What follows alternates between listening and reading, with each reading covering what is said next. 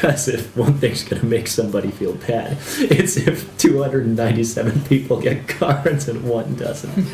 Blake and I were introduced by my uncle. I had finished a job I had been doing as a humanitarian worker, and my uncle said to me, "Why don't you come and spend the summer in San Francisco? I think you're going to have a great time out here." It had come to him kind of like a eureka moment. Yeah. Maybe he should put the two of us together. But he did it in a really subtle way. He threw this dinner party.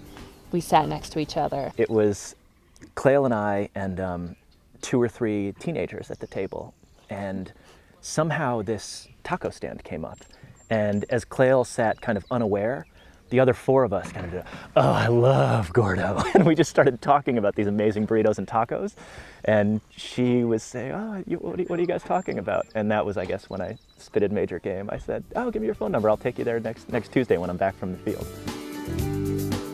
But then when I actually showed up for the taco stand, she came to my door and I opened it and just had this, oh dear goodness moment, like I can't take her out for a $3 burrito right now. So I kind of reoriented the plan, and we walked down to this Cafe Doña Tomas and had a really lovely, like 4-hour nice meal instead.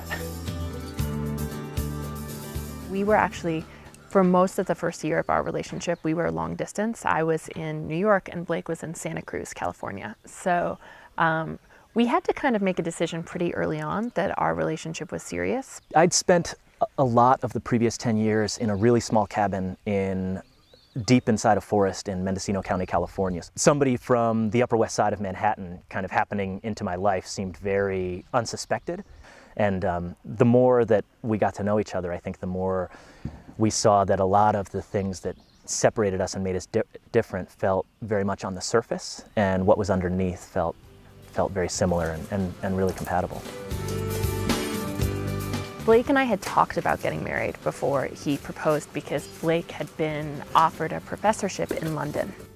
And when it became clear that Blake was going to move to London, we had to have a conversation about whether I was going to move to London as well. And we went on a trip to London, and we got back and there was this package, and I saw that it was from Pave, a jeweler that I really like in San Francisco, and Blake like snatched it out of my hands.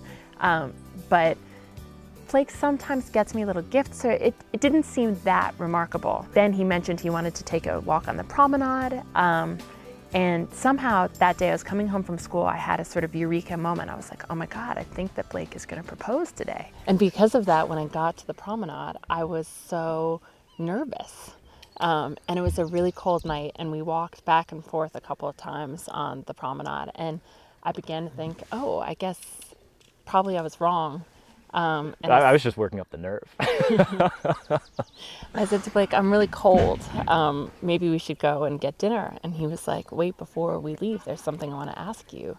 And then I was like, oh my God, he really is going to propose. And then he started to do it, and I had worked myself up so much because I was waiting that when he started, I was like, no.